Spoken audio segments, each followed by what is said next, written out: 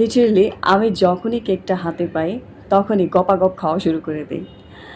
Hello viewers, this is আশা আলমগীর। আজকে চলে আসলাম একটা কেকের রিভিউ নিয়ে।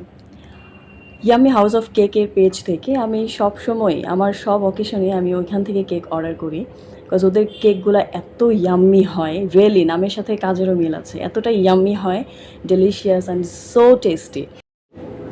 For any celebration, I always prefer to Yummy House of Cake. Really, this cake is very tasty and delicious.